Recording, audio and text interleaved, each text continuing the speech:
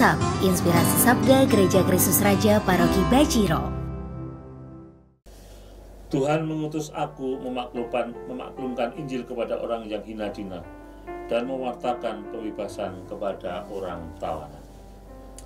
Saudara yang dikasihi Tuhan, kita berjumpa kembali hari ini, hari Minggu 30 Januari 2022. Berkah dalam.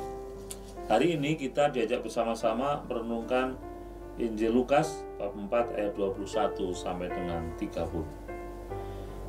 Sekali peristiwa, Yesus mengajar banyak orang di rumah ibadat di kota asalnya. Katanya, pada hari ini genaplah nas kitab suci pada waktu kamu mendengarnya. Mereka heran akan kata-kata indah yang diucapkannya. Lalu mereka berkata, bukankah dia ini anak Yusuf?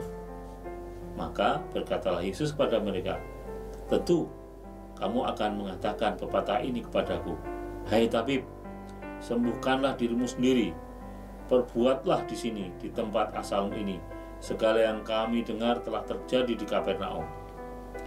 Yesus berkata lagi, aku berkata kepadamu, sungguh, tidak ada nabi yang dihargai di tempat asalnya. Aku berkata kepadamu dan kataku ini benar.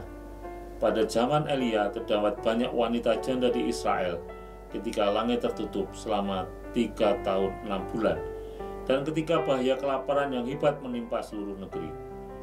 Tetapi Elia diutus bukan kepada salah seorang dari mereka, melainkan kepada seorang janda di Sarfat, di tanah Sidon. Dan pada zaman Nabi Elisa, banyak orang kusta di Israel, tetapi tidak ada seorang pun dari mereka yang ditahirkan selain Naaman, orang Syria itu. Mendengar itu sangat marahlah semua orang di rumah ibadat itu. Mereka bangkit lalu menghalau Yesus keluar kota dan membawa dia ke tebing gunung tempat kota itu terletak untuk melemparkan dia dari tebing itu. Tetapi Yesus berjalan lewat dari tengah-tengah mereka lalu pergi.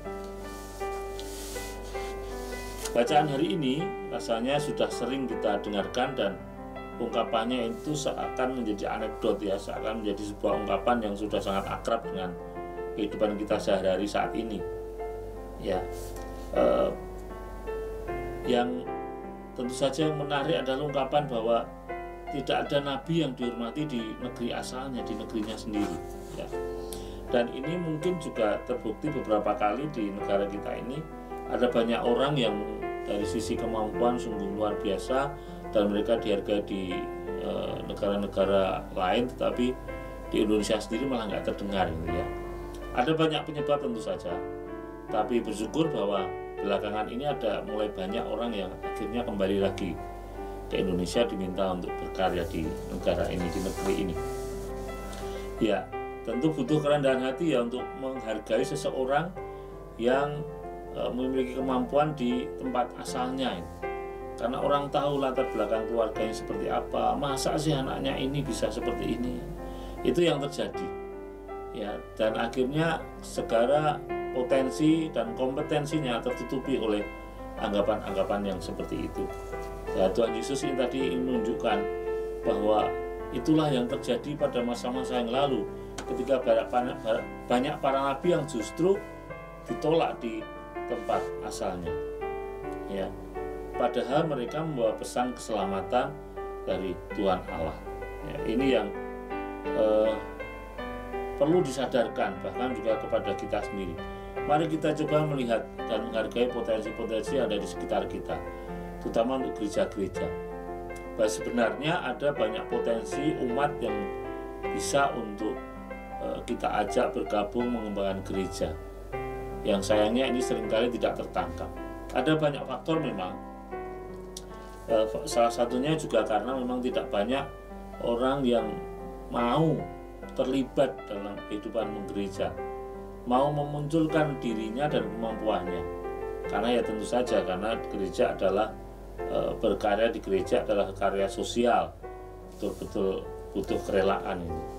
Ya, dan kadang-kadang ini justru banyak menyita waktu. Tetapi ketika kita mau melibatkan diri Dan gereja juga mau menghargai atau memberi ruang kepada orang-orang yang punya potensi dan kompetensi yang memadai. Saya sangat yakin gereja-gereja kita dimanapun, di paroki manapun, itu pasti akan sangat maju. Ya. Banyak contoh itu sudah membuktikan. Terutama gereja mau memberi ruang pada orang-orang muda. Saya kira ini kuncinya.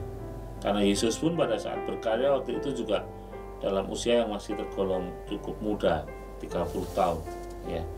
Sehingga ketika orang-orang muda diberi tempat, pasti ada pikiran, ada ide, kreasi, gagasan baru yang bisa memberi warna yang berbeda untuk